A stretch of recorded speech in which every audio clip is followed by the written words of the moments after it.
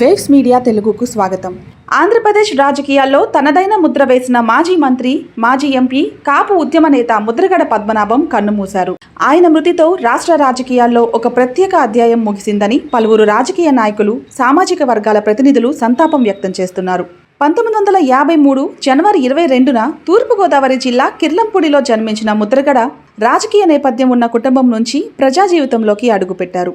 1978లో Janata party అభ్యర్థిగా తొలిసారి ఎమ్మెల్యేగా ఎన్నికైన ఆయన అనంతరం తెలుగుదేశం పార్టీ తరఫున వరుస విజయాలు సాధించారు.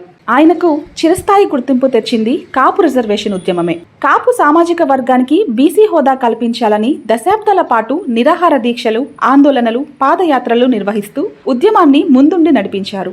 2016 తుని కాపు గర్జన తర్వాత జరిగిన పరిణామాలు వివాదాస్పదమైనప్పటికీ కాపు రిజర్వేషన్ అంశాన్ని రాష్ట్ర రాజకీయాల్లో ప్రధాన చర్చగా నిలబెట్టిన నాయకుడిగా ఆయన గుర్తింపు పొందారు. 2024 ఎన్నికల సందర్భంగా జనసేన అధినేత పవన్ కళ్యాణ్ పిఠాపురం నుంచి గెలిస్తే తన పేరు మార్చుకుంటానని ప్రకటించిన ముద్రగడ ఎన్నికల ఫలితాల అనంతరం మాట నిలబెట్టుకుని అధికారికంగా తన పేరును ముద్రగడ పద్మనాభరెడ్డిగా మార్చుకున్నారు. అనంతరం వైఎస్ఆర్ కాంగ్రెస్ పార్టీలో చేరి తన రాజకీయ ప్రస్థానాన్ని కొనసాగించారు. ముద్రగడ పద్మనాభం మరణంతో కాపు ఉద్యమానికి అంకిత భావంతో పనిచేసిన ఓ నాయకుడిని రాష్ట్రం కోల్పోయిందని పలువురు అభిప్రాయపడుతున్నారు. ఆయన కుటుంబ సభ్యులకు, అభిమానులకు వివిధ వర్గాల నాయకులు ప్రగాఢ సానుభూతి తెలియజేస్తున్నారు.